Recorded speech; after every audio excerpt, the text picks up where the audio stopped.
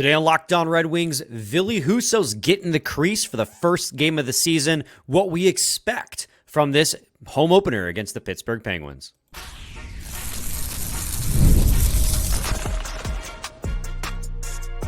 You're Locked On Red Wings, your daily podcast on the Detroit Red Wings. Part of the Locked On Podcast Network, your team every day. Welcome back to the Locked On Red Wings podcast. We are your hosts, Brian Fisher and Scotty Bentley. Scotty is the host over at Locked On Tigers. Go check out his latest episode as he recaps a 3-0 victory for the Detroit Tigers. Take a 2-1 series lead in the ALDS with another home game left before they may. Yeah, we're not chill, but game 4 is at home, and if you need a game 5, it's Scooble. So like you are objectively in the driver's seat, but you got to win. Absolutely. And today's episode is brought to you by Game Time. Download the Game Time app, create an account, and use code LOCKEDONNHL for $20 off your first purchase. Today's episode here on Locked On Red Wings is going to be talking about the home opener for the Detroit Red Wings. So yet again, Scotty, you woo the Tigers. I will here go, woo! We are back. We both had our own woos for this episode. Scotty, big news came out on Wednesday, or medium-sized news. Really not big news, but just like the news of the day, I feel is probably a little bit more. Big news if you're a Red Wings fan, but not really big news in the grand scheme of hockey. Ville Husso, Derek Lalonde announced as the starting goaltender for the home opener against the Pittsburgh Penguins. What's your gut reaction on hearing that? I mean, we talked a lot about it yesterday, even when we were discussing our final season predictions, who'd get the most starts. I went Cam Talbot, but to start the season, it's Ville Husso. What was your reaction when you saw the news?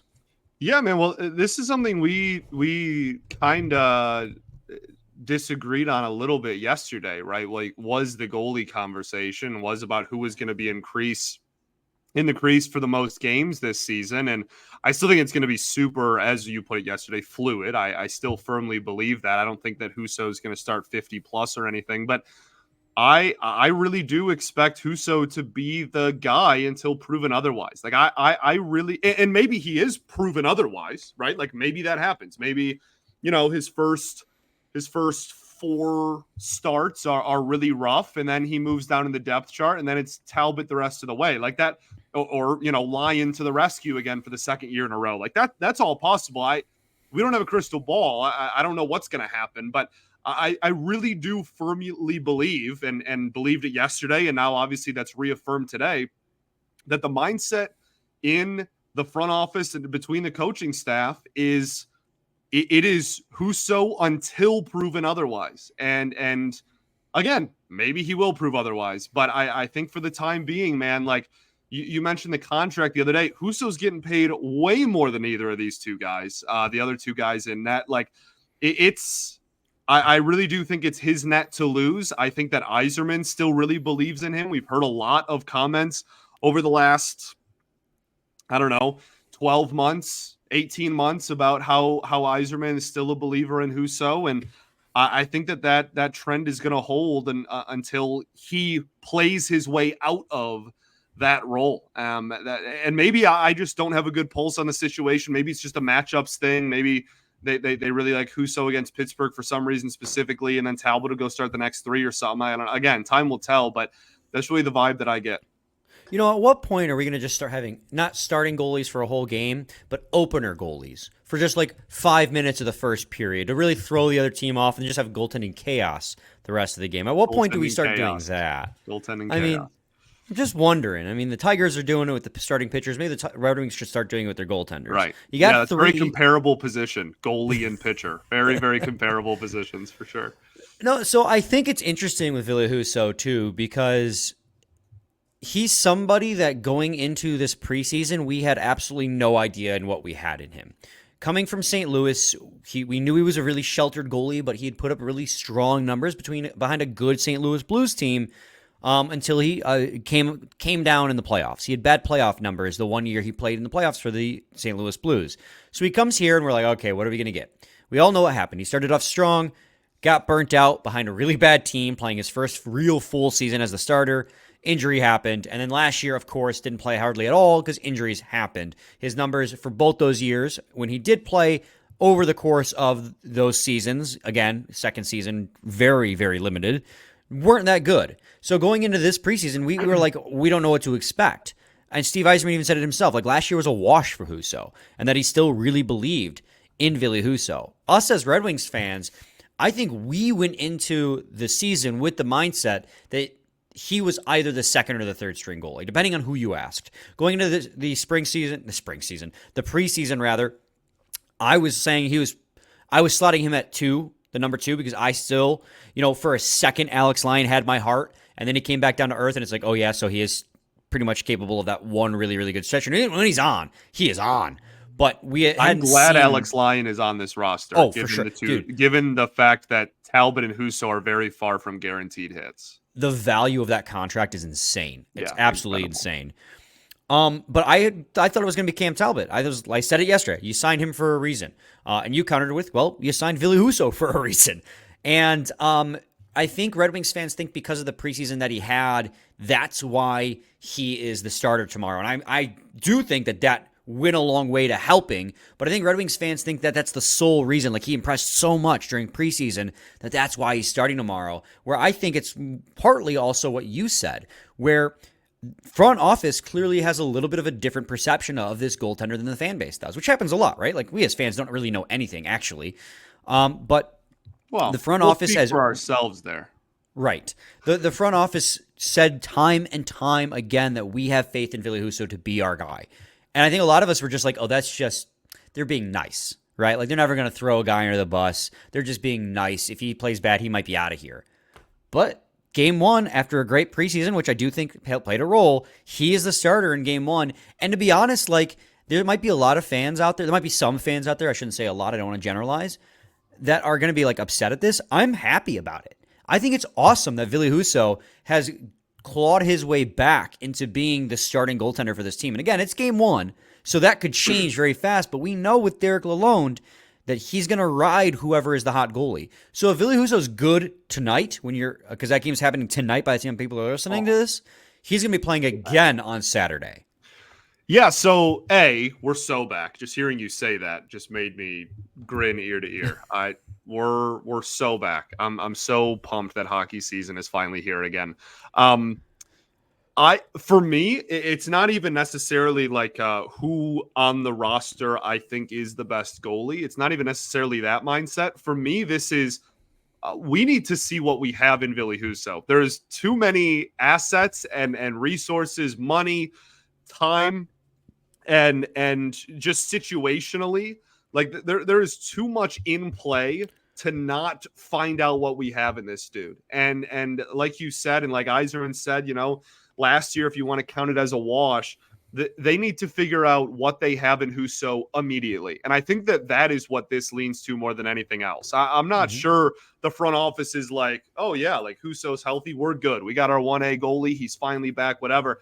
I'm not sure anybody in that organization has the confidence in him that's going to be the case. But I do think they want to know as soon as possible what they have in him, so that they know if this is a trio goalie tandem going forward, or whether it's a duo without Husso.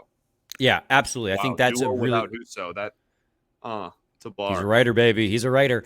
I think you're spot on with that. I think that confidence that the front office has instilled in him is there, but I do agree with you that that's only going to go so far. Again, they're going to ride whoever the hot goalie is, and we saw last year that like someone had a bad game, they're gone. Bring in the other goalie and let's just plug and play. Help, they're good now, and you'd get stretched like we had like 3 or 4 games in a row. It was James Reimer who didn't statistically had a better season than his year with the Sharks, but watching him with the eye test was not that great last year, and yet he was getting 3 or 4 starts because the team was winning with him in the net regardless.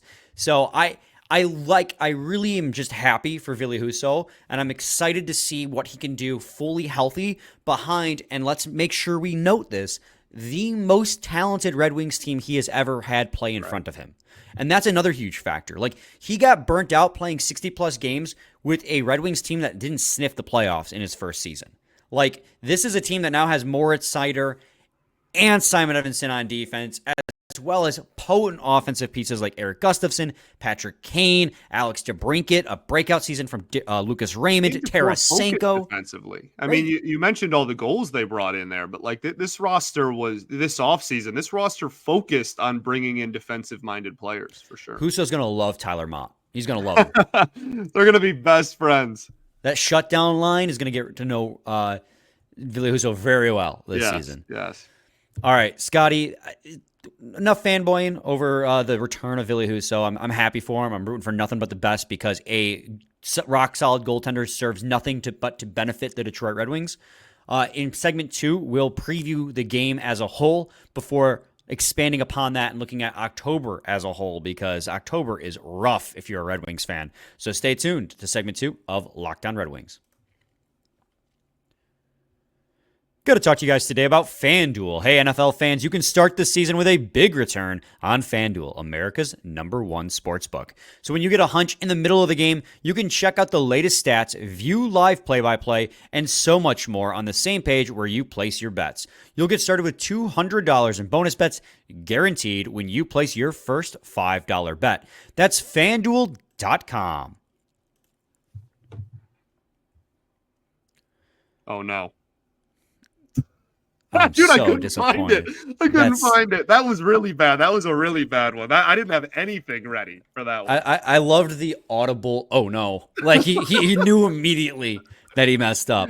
Well, I only have, I think it's like a 3-second transition or something. Yeah, 3 seconds. And I knew second 2 hit. And I was like, dude, I can't find any of the buttons I'm supposed to be pressing. Segment 2, Locked On Red Wings podcast. Scotty, let's talk about the Pittsburgh Penguins now. They're a team that I feel like because of the success that they've had in the last decade, we think is going to be some kind of powerhouse coming into LCA.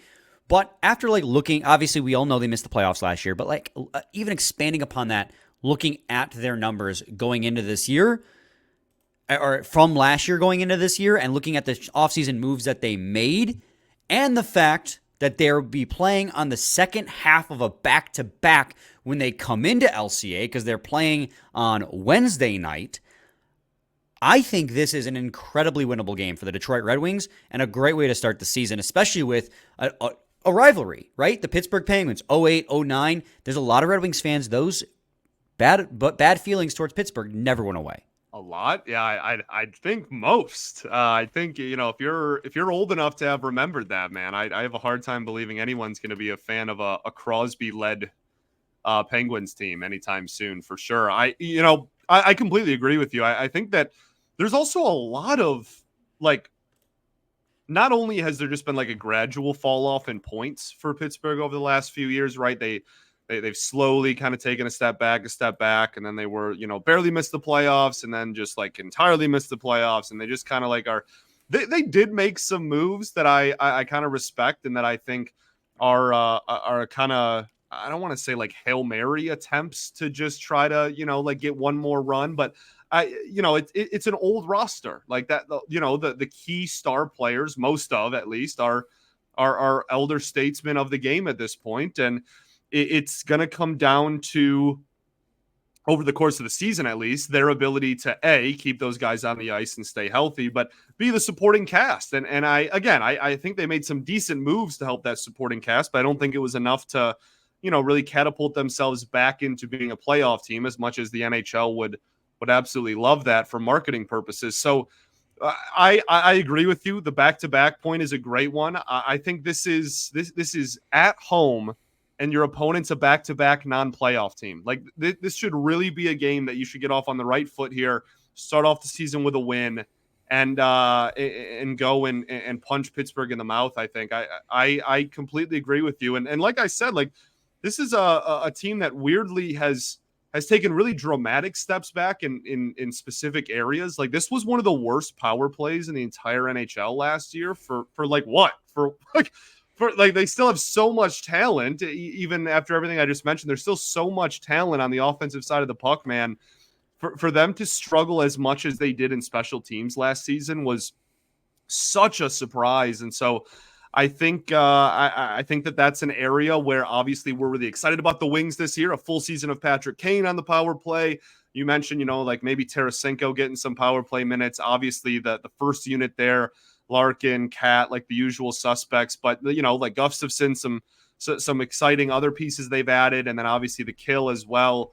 And that shutdown line on 5-on-5. Like there's a lot of reasons as to why the Wings probably match up pretty well against Pittsburgh too. So yeah, man. Like I don't want to, we don't assume victories in the sport of hockey ever, because it's hockey and it's unpredictable and beautiful, and it's also the first game of the season, and we haven't really seen a really good product for 60 minutes yet, given what we watched in the preseason. But in terms of expectations, man, this should be a game that you should be able to take control over.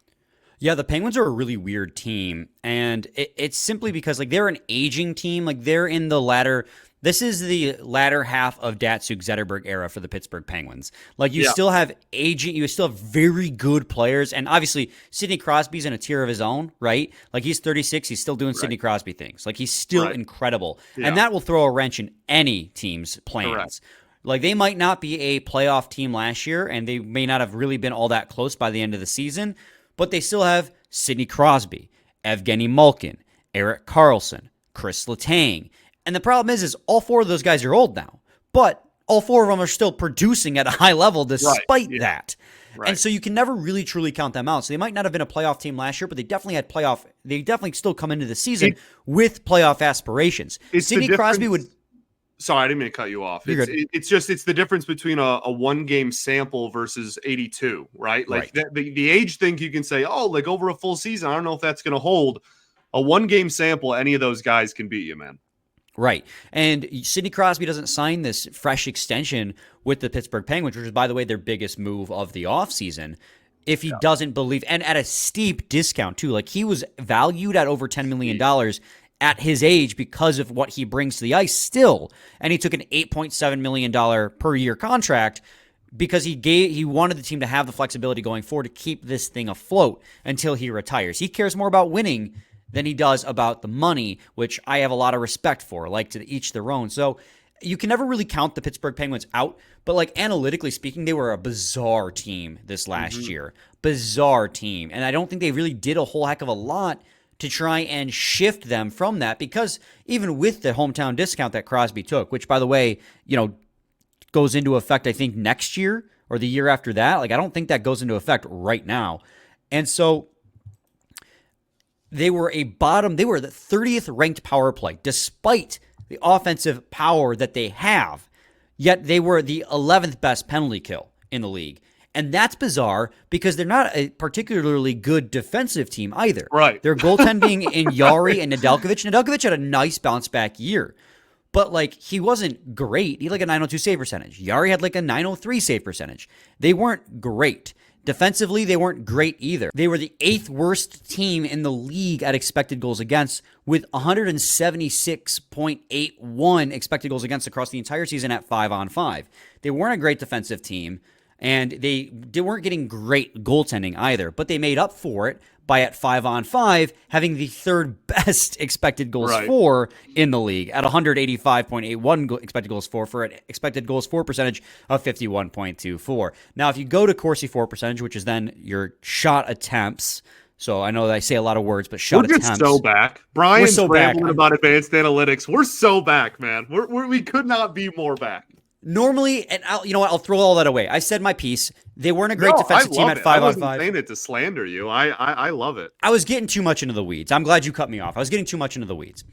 But if you take a step back, you realize how ridiculous that is, that they at 5-on-5 were a better offensive team than they were defensive. Now, that makes sense when you think about it, but it's when you look at the special teams and you realize it was the reverse that it's so bizarre that's how it worked. On top of that, like you go, okay, well, did they address any of their needs in the offseason to maybe help themselves take a step in the right direction? Well, they got Cody Glass from Nashville. They signed Sebastian Aho, the other Sebastian Aho, not the Carolina Hurricanes one. They traded for There's not a wrong. The one that's not the Carolina one. That's the nice way of putting it. The one that was with the Islanders. They traded for Rutger McGrody and they signed him to a 3-year ELC. Like, they made some small moves, but I don't think they made any. They re-signed Nedeljkovic. They made some small moves. I don't think they did anything large to really. Yeah, He's a solid backup. Right. And like they're in a weird spot where they have a lot of money tied up to these veteran players. So they are really just trying to work between the margins and find solid, like, depth role player, style of players at this point to try to get them back over the hump. And that's a tough place to be, man. Obviously the Wings sat there, as we all remember, for a long time. Like you said, this was kind of the post Z Red Wings, where it's just like they're just trying to grab anybody they can that's available to try to slap on there and see if they can squeak into the postseason again. But yeah, it's certainly not what they were. But even that, like, we're getting big picture. This is one game, and I think, given everything you mentioned about the back-to-back as well, opener at home, the city's going to be lively. We got a playoff game 2 hours before, and then right across the street, and then puck drop at 8. Like, it's going to be fun, man. And on top of all that, they're banged up already. Right. Matt Nieto, Vasily Ponomarev, Blake Lizotte, Alex Nedeljkovic, all out for this game. And Brian Rust is expected to be out until at least October 10th. So he himself is iffy. So they're an aging team who still have superstars you can't count out. I think this is an incredibly winnable game for the Detroit Red Wings at home in their home opener. Right. Scotty, Naturally, they'll lose 4-0, but we think and that's how winnable. it goes. That's how it Right. goes. I mean, any game's winnable in hockey. That's how it is. Yeah. But the Red Wings are favored in this hockey game, minus 134 on the money line, plus 112 for the Pittsburgh Penguins via FanDuel. So, I mean, Vegas thinks the Red Wings have the edge too. We'll see how it goes. Bang, bang. Bang, bang. Let's go, Red Wings. Segment 3, we'll talk about the rest of October because it gets harder from there. Stay tuned to Locked on Red Wings. Got to talk to you guys today about Game Time. They have a new feature called Game Time Picks that makes getting tickets for your favorite live event even easier. Game Time Picks filters out the fluffs to show you only incredible deals on great seats so you don't have to waste time searching through thousands of tickets. With Game Time Picks, you can curate and make it easier to save more on sports, concerts, comedy, theater, and so much more. And if you toggle on that all-in pricing toggle, you'll see the total up front with no surprise fees at checkout. Just make sure you turn on that all-in pricing toggle. Get the seat views from your seat before you buy with those panoramic views, and the lowest price guarantee means you'll get 110% of the difference. With the Game Time ticket coverage, your purchase is covered with the most flexible customer service policy in the ticketing industry. Take the guesswork out of buying tickets with Game Time. Download the Game Time app, create an account, and use code LOCKEDONNHL for $20 off your first purchase. Terms apply. Again, create an account and redeem code LOCKEDONNHL for $20 off. Download Game Time today. What time is it? Game Time. Segment 3, Locked on Red Wings podcast. Scotty, the rest of October is kind of a bitch. I'll just say it. It stinks. There are 10 games in the month of October, and only 3 are against non-playoff teams from the season prior. Let me list them all for you. Obviously, we got our home opener against the Pittsburgh Penguins. Then you go to Saturday, you face the Nashville Predators. Then you go to New York to face the Rangers. Then the Rangers come to you to play you. Then you go to Nashville to play the Predators again. So that season series is already done. You go to the Islanders, who, I mean, I vented yesterday about my feelings on the Islanders. They were a playoff team last year. Then the Devils come to town. Then you go to Buffalo, Edmonton, Winnipeg, and Buffalo rounds it. Actually, that last Buffalo game is in November, so that would be the 11th game. So you finish October with Edmonton and Winnipeg coming to town. So of the 10 games you play in October, Scotty, 7 are against playoff teams from last year, and the Devils, I bet, are going to make the playoffs this year, and the Penguins and Buffalo Sabres obviously have playoff aspirations for this year. So it is a difficult October, to say the least. So my question for you is, if you're a Red Wings fan, you are a Red Wings fan, but if you are a Red Wings fan, if you were, and you're looking at this and your own team has aspirations to make the playoffs, what are your expectations for a difficult month of October? What do you think they got to come out of it to get out ahead? Yeah, it's kind of a double-edged sword. I actually like I would prefer difficult start of season and easier end of year. I haven't looked at their like March or April. I don't know if that's a direct correlation for the way this scheduled is formatted or not, but I don't mind the tough start. What? I just looked at the last few games. Last 5 games are Florida, Tampa Bay, Dallas, New Jersey, Toronto. Incredible. Okay, well, everything sucks. No, I think I really genuinely I don't mind tough start to the season. I think we see it every year that there's sometimes really good teams that take a while to get going. I think if as long as the Wings aren't that team, then you have an opportunity to kind of steal some games against better opponents early on in the season that you might not have when teams are firing on all cylinders as the season goes along. So I don't like, if I had to pick what month do you want your hardest month of the season to be, I think there's a legitimate argument for making it October. Like you don't want to get punched and stay down early like Ottawa, right? Like you don't want to do what they do every year where they are terrible for the first month and a half and then are so far out of it you can't recover.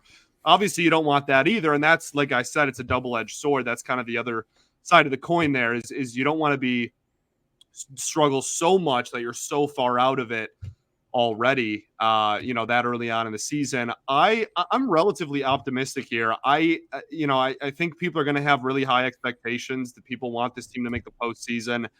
I think if you're going into November and you're a 500 or better team, then we're talking about this as a successful month, right?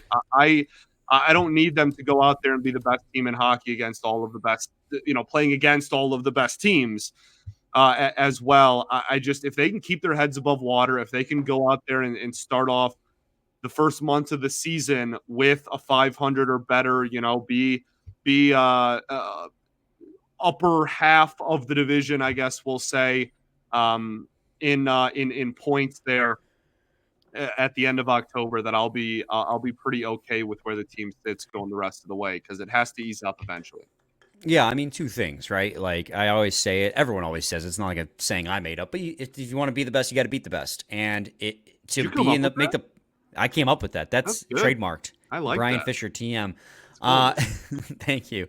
And the other thing is, you got to play all these teams eventually. Like you have to play the games. So whether it be the start of the first month of the season, the third month of the season, the last month of the season, it doesn't matter. You got to play these teams eventually. It's a tough gauntlet, but you're a team that's aspiring to be the playoffs. So these are all teams that you could end up playing in the playoffs. And I think what you said is true. Like teams get off to slow starts all the time. Be the team to get out to a proper start. You did last year. They got off to a torrid start at the start of last season. And do it again. Like, I don't see – there are some really tough teams this month. Like, I don't want to, like, sweep it under the bed. Be like, oh, yeah, they're going to sweep a back-to-back against the Rangers, and they're going to beat Edmonton and Winnipeg, who are two – Edmonton went to the Stanley Cup Finals and has McDavid, and Winnipeg was one of the best teams last year. But I think it's fair to expect the team to be at least 500 in the month of October against – like, if you're going to be a playoff team – you need to play 500 hockey against other playoff teams to kind of prove at least you're in that mix. And I think that's a fair expectation to have. It'd be even better if they were above 500, right? But like to stay in that mix, you got to at least compete with the teams that you want to make the playoffs with. Right. Yeah, I agree, man. I'm lockstep with you. Cool. Would you say you're locked on with me? Nope. Oh, okay. Scotty, any final thoughts? We ball, baby. I'm so happy hockey is back. So pumped for this year. Let's have a season, boys. Let's have some fun. We made it. The off season's over. We're so back. Go Wings. Go Tigers. We'll be back with a new episode tomorrow. Gosh, how are we going to do this tomorrow, Scotty? I don't know. You got Tigers. We both got Wings. I don't know. We'll figure it out. There'll be an episode tomorrow. We're not going to miss the recap of game 1. Right. I don't know what the heck Scotty's going to do. He's going to have to clone himself. So stay tuned for We Ball, baby. We'll figure it out. Stay tuned for that episode and more on Locked On Red Wings. Same time, same place. It's your team every day. What else are we providing? I don't know. It just I realized I didn't end it the way I thought I was. Every and it was day. it got away from me.